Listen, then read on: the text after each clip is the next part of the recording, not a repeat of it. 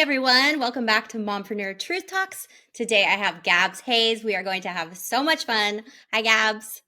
Hello, my love. I am so ridiculously excited to be here. I think it's going to be just the best conversation between you and I, and everyone else just gets to enjoy it. Well, absolutely. We always have a great time.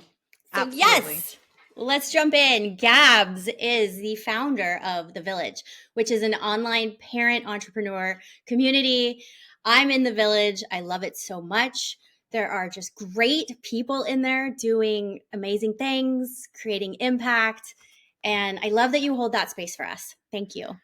Oh, I honor those words so much and I take them to heart. I actually, we had service swap yesterday, and so I was service swapping with one of the members, and she said to me, she was like, I literally feel like that room is full of geniuses.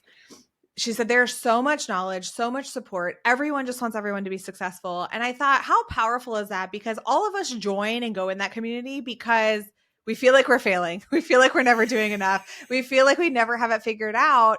And then instead, it's like you get in this room where we all have that same feeling, but we also all know that we're extremely talented, capable human beings in our areas of the world or our areas of business. And like, how cool that we're just figuring it all out together. Yes. I know. I get in there. It's in Slack, which, I said to you, I don't really know how to use Slack very well, but I love to try new things. And it's been great because the way you have it broken out in different days and subjects, and we can just find what we need. We can help others. I love getting in there, seeing what everyone's doing and how I can support them. Yeah, it's been so fun. And, I think this is a part of entrepreneurship. Like, I had so much resistance to starting a community. I have clients that have very large communities. So I see, the effort that goes into them and how much it takes to it's one thing to just say I'm starting a community, throw it up and hope and pray that something happens with it. But it's another thing to like have this space that's active and really truly feels like an integral part of people's lives. And so I'm really proud that we've been able to do that with the village, because I was for months avoiding it. I was like, nope, not my thing, not doing that. But honestly, I think success has a unique definition to each and every one of us. But when I look back at my 5 years of being an entrepreneur, I think it's one of the most successful things I've ever done. Yay. Well, I am so glad that I found you because it's been lovely. And it feels like you'll know that feeling you meet someone, you're like, I must have known you in a past life, or there's just this energy and connection. And the way you bring that into the village and everywhere that you are, it's just lovely. And we need more souls like that. Oh, I love you, girl. Thank you. All right, I want to talk summer because we're both moms. We've got kids at home. And I was just before we started recording telling them to be quiet, as you heard. So let's talk about it. Let's talk about it's not easy, right? No, so my kids, I think for context here, I have a 5-year-old, an 8-year-old, and a 14-year-old. So I've got all the ages, all the ranges, all the things. And this is the first summer that the kids are home full time with me, while we're making transitions. And, I think it helps also to talk about why, because I'll hear people, I'll say that to people and they're like, well, just put your kids in daycare or like just send them to summer camp. And I think the reality is those of us who are, our primary income is coming in from businesses that we have created. It's just different this year. It's been harder than it's ever been. I think everyone's feeling this crunch. And so even if you have the funding or the resources, you're questioning, is that the right place to, spend it or to use that money? So anyway, for all of the reasons, my kids are home. And I think it's interesting too when you think about perspective and what you expected to happen, because I thought, oh, well, my oldest is here, so I'll have help, because originally the 5-year-old's been home with me by herself every day. And I thought, oh, there's 3 of them and they'll play. No, it's just it's different, right? They're fighting. He's sleeping till 1 o'clock in the afternoon, like whatever teenagers do. And so it is interesting because something I learned about myself in like the last year is I do not have the capacity and the capability to flip flop between let me hop on this meeting and then let me go cook lunch and then let me go do heads down work and then take you to the pool. Like I just don't do as much as I want to say I'm the best multitasker and I can do that, I don't actually do my best that way. And so it has been really hard having all of them home and feeling like I'm exhausted at the end of the day, but I also feel like I've done nothing. And it's like, what? How do you manage those two feelings at the same time? Thank you. Thank you for saying that. That is exactly, well, yesterday I was just wiped.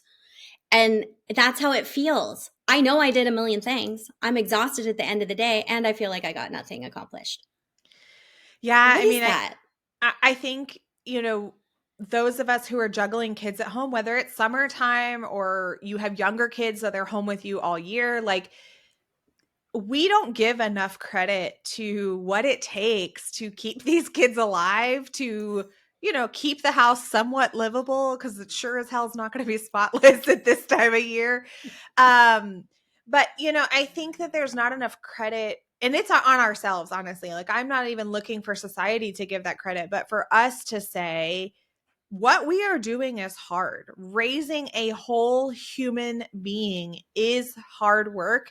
And it was once a full-time job for many people. And that hasn't changed. The amount of energy and exhaustion it takes to make that happen every day has not changed. But yet we're still over here chasing desires, trying to run businesses, leaning into careers and dreams and all of these things. And I think at the end of the day, this flip-flopping back and forth just totally takes a toll on us, that we haven't really felt like we've had the space to say, this is hard and I still want to do it. Um, I can remember, Lisa, when I was still in my corporate career, I would tell my husband all the time, I'm like, I'm really struggling because I genuinely feel like two completely total human beings, two separate human beings. I Mhm. love my career. I love my work. I love these things I'm good at. And I want to run hard. I want to travel the world and I want to be on site with clients and I want to do all of those things. But I also want to be at the pool at 2 p.m. and making sandwiches and and so it's really hard because it's not just, and we talked about this in the village recently, with these decisions of like whether I'm going to make a business or whether I'm going to grow my career or be a stay-at-home parent or whatever it may be. You may make that decision, but still may feel the pressure of that choice. It doesn't mean just because we made the decision, it went away. And so I think that's the reality, is we are, most of us, multi-passionate human beings. And how and when do we make space for all of those things that we want to be true in our life? Whew, that's a big one. Because you're right, we can make the decisions and then it hits us, oh, this isn't going to be easier. It's just a different hard. But if we find support and we find community, we can make it through. It's just realizing that it takes the village. It truly does. And so many of us, I know me, I've got this. I can totally do this on my own. And then I wonder why I'm exhausted and just want to say, you know what? Everybody go away and leave me alone. Mom is tired.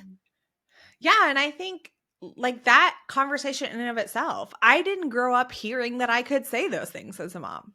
I didn't grow up knowing I could make space for myself. I grew up with a working mom, so I feel like I saw, it was okay to have a career. It was okay to love your work. But it was like when you got home, no matter how exhausted, how tired, how stressed, turn mom hat on and you had to be mom until everybody went to bed.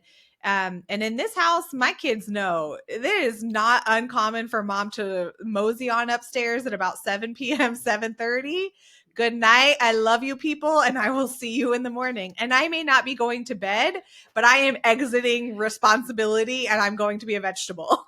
Oh my gosh, yes. My boys, they know when that bathtub turns on, you do not bother mom. She is finished for the night. Figure it out. And Yep. mine are older. I have three teenagers, right? 19, 18, 16. So they're coming and going, and I'm checking on Life 360 to see where they even are. But when they're here, they know I'm finished about 8 p.m. The day is done. Yeah. And, I think you and I bonded over this too, Lisa, of this like raising kids to be independent, to be prepared for the actual world that they're getting ready to enter. Um, it's it's very emotional, and it feels like parenting is the greatest thing we can do in the world. And I'm not negating that by any means, but they are ours for a very short time. And then they're off to live their life, do their thing, and hopefully become really, responsible, good human beings in this world. And so I resonate a lot with what you're saying too, because with my 14-year-old, we're testing these waters of a little bit more freedom, of going out and doing things without us. And, I feel very fortunate. We live in a community where like all the kids have electric bikes and scooters, and they're out riding and doing their own thing and going fishing and going to basketball, whatever. But like right now it's summer, and mine is wanting to go out at 9:30 to go play basketball because we live in Phoenix. So if you try and go during the day, you're going to die. Uh, There's and that. so, it's interesting because I'm like, I need to give him that space to test that responsibility, to learn what it means to go out and play and meet up with your friends and come back home at a responsible time. But also, like, I'm not trying to stay up till 11 p.m. and midnight to make sure you make it home on time. So like, how do we navigate those responsibilities too? That is such a tough one. And I will wake up in the middle of the night because I've fallen asleep and I have to look at my 360, make sure everyone's home in their beds.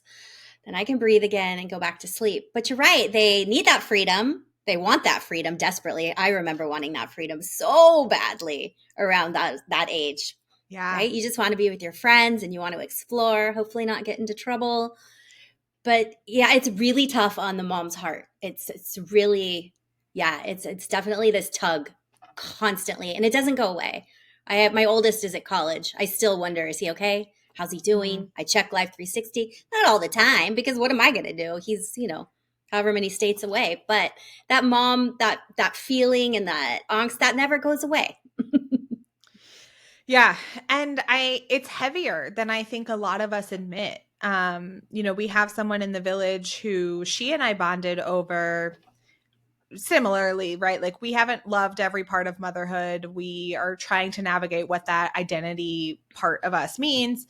And she was telling me, like, she went into a motherhood group and said, that I don't love all of this. I really didn't like grow up waiting to be a mom, and I'm struggling with this.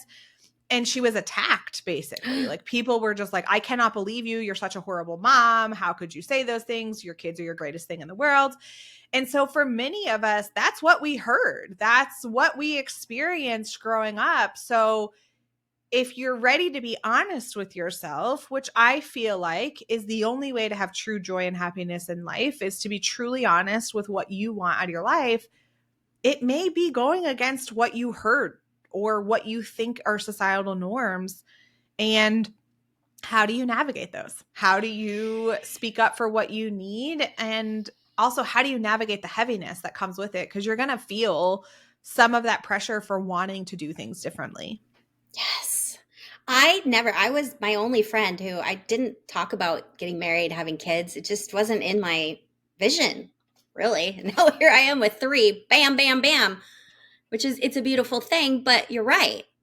Like, we do it differently.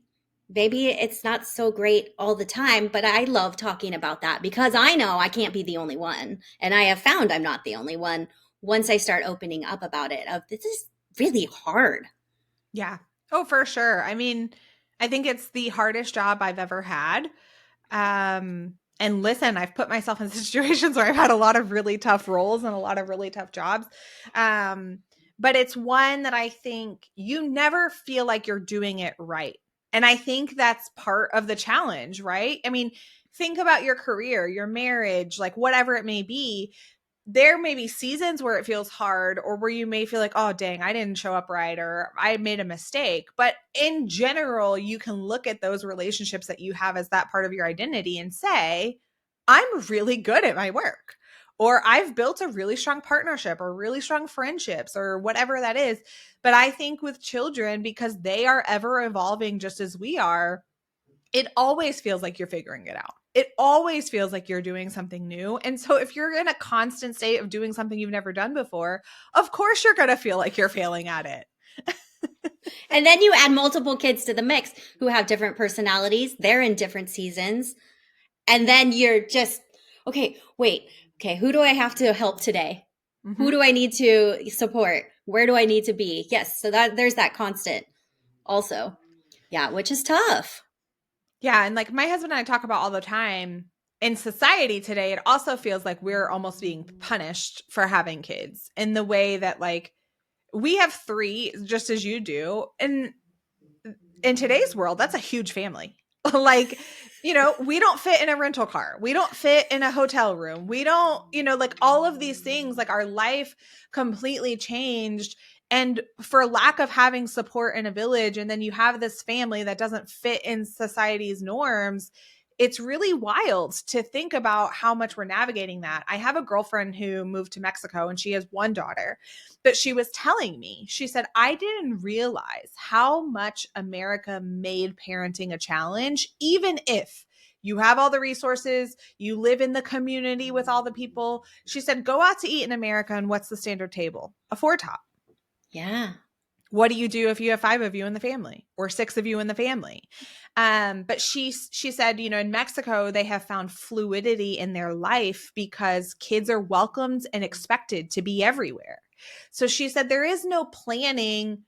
Oh, I need to go have coffee with so and so. So I need to find someone to stay with the kids. And then, like, what time do they need to be here? Then I need to leave. Like, all of that logistical stuff that we do. She said that's just not our norm anymore. And she was like, and I thought in America, I had built, I lived in the community next to my parents. We had all the friends. We did baseball together. We did all the things, but still the level of logistics that go into it here is what is not expected in other places where kids are a part of the community and the culture, and they are expected to be a part of the community and the culture. Wow. I hadn't even considered that. But you're right. It is difficult. And we Mm-hmm. are always trying to maneuver and manipulate. And yeah, especially, yes, when you have multiple children. Yeah. Yeah. Well, I shared with you recently, and I know you wanted to chat about this, but like it's like parenting AI guide. I don't even know what you call it really, but like all these prompts that I put together for how I use AI as a parent, because just the logistics of running our lives are so heavy and they're so hard. And so I literally was at a place where I was like, I need a house manager, but I can't afford to hire one. So guess what, AI? You get to be the house manager. You've been hired for the job. You get to do the things now. Yes. No, I absolutely love this. I'm using your productivity guide AI because it's so helpful because you can brain dump everything on there and then it helps you figure out what to prioritize and when. Yes. It's a beautiful thing. Yeah, I mean, I think parenting comes with so many decisions that we've not prepared ourselves for, that we've not considered, that we didn't realize we would be making decisions 24/7, 365, probably for the rest of our lives, even when they leave home. And so, I was an early adopter of AI in my work, and I was using it in my business all the time. But then I started looking around and I was like, why am I not using this everywhere? Like I saw a thread the other day that said, if you could outsource one thing about parenting every day for the rest of your parenting journey, what would you do? 90% of the responses were meal planning. I'm sick and tired of deciding what everyone's eating for the rest of our life. And that was part of it for me, is I was like, I'm tired of this. I'm tired of every single night. What's for dinner? What's for lunch? What's for breakfast? What snacks do we have? So that was how part of that started, is I was like, you know what? There's someone else who has unlimited decisions and they have capacity to answer that question. And so I just started going in and I was like, here are the regular meals that our family of five eats. Here are the things we don't eat. Please help me decide what the hell we're having for the next week, because I don't want to decide. Love this. Yes. Just take it out of my brain, please. Take care Yeah. of it for me. Oh, yeah, that's a big one. Well, and then you have kids that don't eat certain things and you're trying to make everyone happy, although I'm just like, eat it or I don't even know what to tell you. But yes, and then the planning and then the grocery shopping and the lists and all the things. So having the help, so great. I mean, we gotta love AI for that. I mean, that could be a whole other episode about AI, but for this, loving it.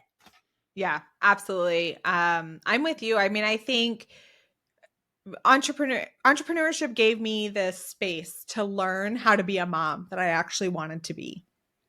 And I never expected that. I never, was expecting that that would be a kind of a byproduct of choosing to go out on my own. But it forced me to be really resourceful with the amount of time and capacity and decisions that I can make. And so it's taught me how to use tools like this that I wouldn't have otherwise. Because like my husband's in construction, and I'm like, oh, I'm just gonna use AI to create our meal plan. He's like, what are you talking about? Who are you? He's like, you just type it and tell it that you want a meal. Yes, that's what we do. We just tell it what you want and it's going to do it for you. And so like, that's been nice to be able to learn those things. Because now I tell people all the time, I have free time as a mom of three that at certain points was running 2 and 3 businesses. And that feels so wild to say. Like I even looked, I was like, I've been watching like a little bit more TV than I probably am proud of. But I just have gotten to a point where like I won't allow the chaos in my life. I won't allow, to get all wound up about these silly little things that won't matter in 5 minutes or 5 days or 5 years. And I always worry, am I doing enough? Am I spending enough time with my kids? Am I supporting them enough? Do they feel loved enough? Am I spending enough money on the things that matter to them? All of those things. But I'll tell you, Father's Day recently passed as of us recording this, and my daughter made like a super dad card or something in school. And it was really sweet because she put in there, like, my dad loves my mom. My dad's favorite thing is to have fun with my mom. Like, it was all about like our relationship, which I thought was so funny. But I was really ridiculously proud of that because we didn't find how to make that kind of partnership and that fun in our home where we're laughing and giggling and playing games and all those kind of things until I started to address my issues where I was struggling, where I had maxed out my capacity, where I had overwhelmed myself. And once I was willing to be honest with myself about those things, I could start to work on my relationships with my kids and with my partner and creating this home that I never grew up in and never thought was possible. Like, one thing that started me on this journey completely to turn things around was a couple years ago, I was on like a networking call or something, and somebody asked if you'd ever seen a present and joyful woman in your life. Ooh.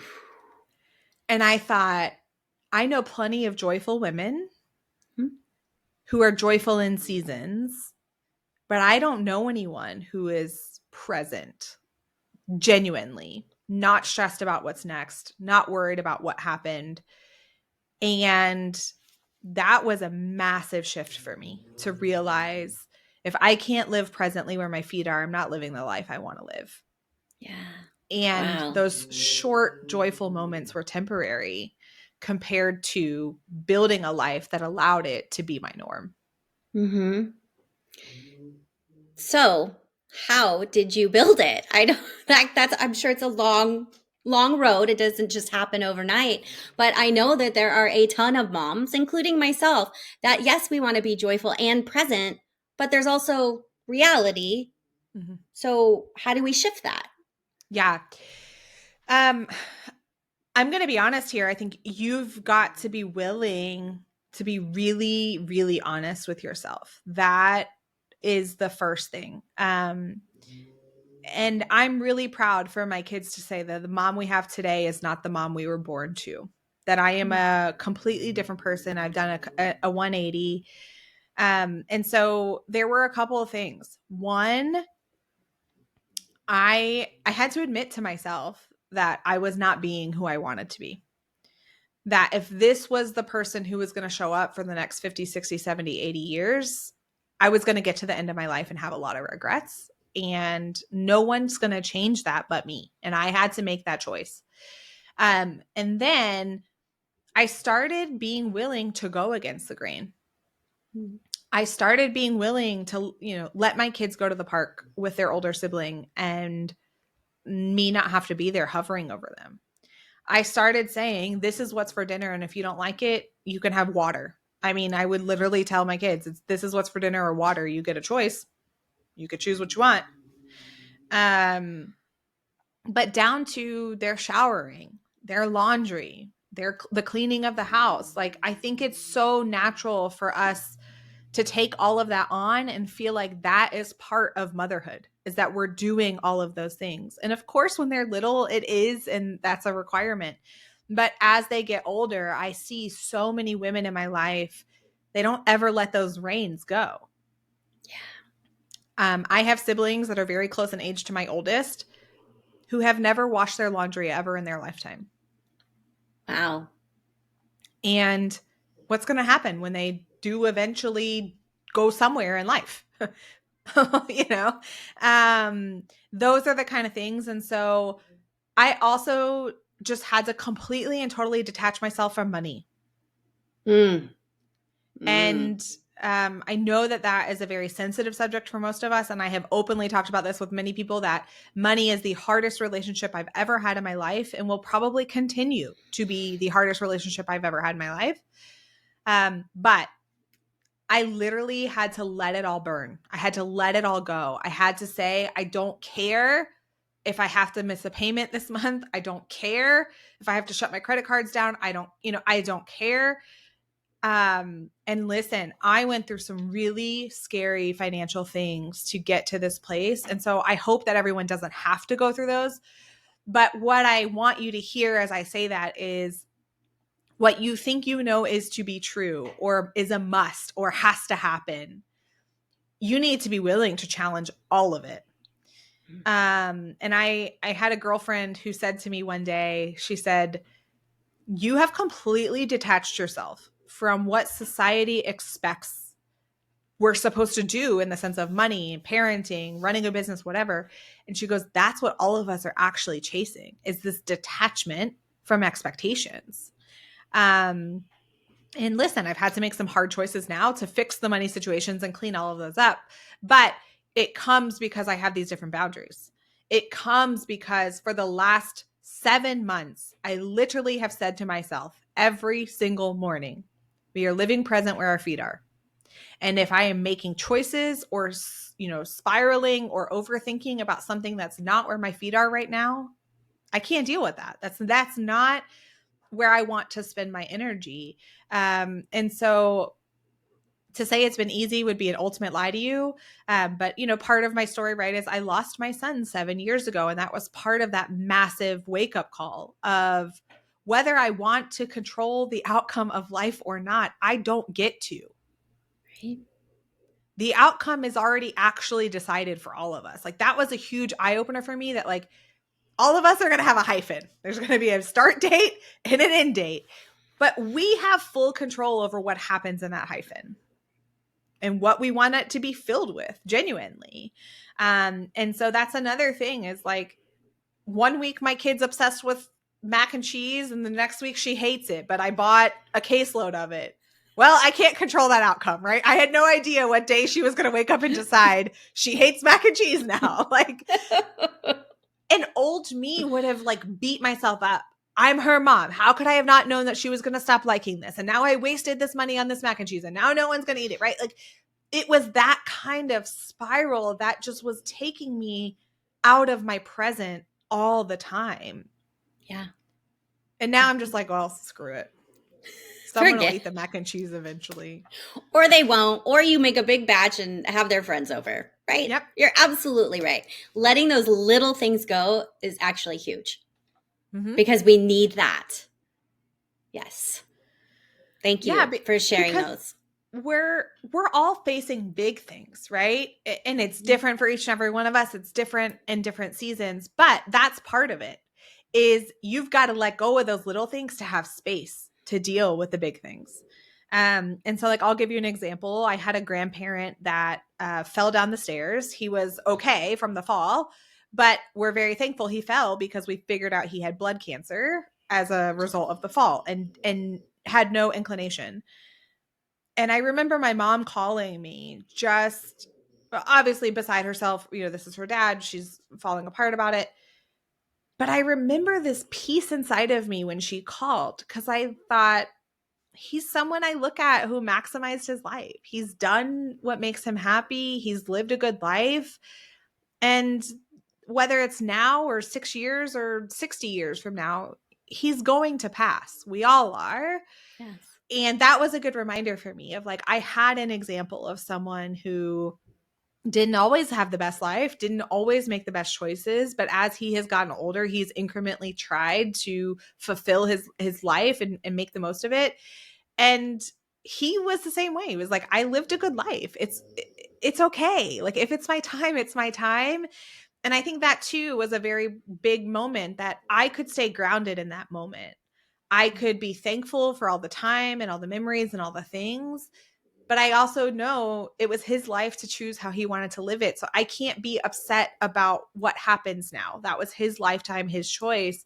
But we all have these things with our kids or our work or our parents or whatever it may be. And yes, you've got to give yourself space to stay grounded in those moments, or else their choices, their life, their situations are going to completely derail you. And I just don't think at the end of the day that's fair. I think that we should get to control how grounded we feel in our life. And it starts with us. As you said, it is our choice to make those changes or to step back and say, I'm going to take a bath. I'm going upstairs to read a book. I need this space for me. Yes. But and it's hard for moms, I know, because I work with moms, to take that space. And it's absolutely what we deserve. And our kids deserve it as well. I'm such a better mom when I have that space. For sure. We're better moms, but I think we forget to admit that teaching them we need this space or this is how we care for ourselves teaches them how to do the same thing. And so in this kind of full circle moment, you genuinely are fulfilling your motherhood responsibilities by taking care of yourself first because you're showing them how to also do that. You know, I think about like my son had his first, little middle school girlfriend. And like it was a very one-sided relationship. Obviously, I don't take it serious, but I watched as she was a very selfish, very emotionally unregulated child, how he would pick up on those feelings and then carry them around. But we could have an honest conversation to say that's not yours to carry around. She's got to make certain choices for herself. You have to protect yourself. And like that's just only going to exasperate as he gets older and as my girls get older. And as a mom, I don't want them getting in a relationship where they feel like they're walking around on eggshells or they can't prioritize their needs to be a better partner. I feel proud that I'm teaching them how to do that because you and I have talked about this before, right? The ripple effect of we take care of ourselves and we're better moms because of it. And then our kids get better parents or better moms because of it. And then they go out in the world and are better human beings because of it. And like that is that massive world changing ripple effect that, yeah, we can't measure it, but you have to inherently know if you feel 100 times better, so do your kids, so do their friends, so do their parents, right? And it just keeps going and going and going. And so in many ways, I feel like taking care of myself is the least selfish thing I can do. It's the best community builder I can put out in the world. Whew. Can everyone feel that? Of just that like, exhale of yes. Thank you, Gabs. You're such a bright light and energy. And I love how you're just so honest and open because we need more of that in the world. We need that to be in the ripple effect also of let's talk about these hard things and let's support each other as we rise. And that's what you're doing every day. Thank you. I love you, girl. Thank you. How can people find you and find your lovely AI guides? Yeah, so I'll give you the links, Lisa, so you can drop them in the show notes. They're all free, so just grab them as you see fit and as you need them. And the easiest way is probably my website, gabshayes.com. That'll keep you up to date with everything that's going on. And I also have a podcast myself called Overwhelmed and Over It, where we do short, snackable episodes. And Lisa will be on here soon, so you'll get to hear her episode too, where we have these just real, raw, honest conversations around what's going on in our life and in our worlds and how do we navigate it. Yes, such good stuff. So go check out Gabs, get those AI prompts. They're so helpful. I love the brain dump it all, sister. We've got 7 minutes before the kids get in and all of that. It's just so like, yes, this is real life. It's so helpful. Yeah. Oh, I'm Thank you. so glad. Thank you for being in my world. Oh. All right, everyone. We'll catch you next time on Mompreneur Truth Talks. Thanks so much, Gabs. Thank you for spending time with me today in Mompreneur Truth Talks. Before you go, please do me a quick favor. If this episode spoke to you, please like, follow, or leave a review. Your feedback helps other ambitious moms find these conversations about designing a business and life that work together. All right, moms, I'll see you next time. And remember, success isn't about sacrifice or balance. It's about creating harmony and taking action steps that feel right for you.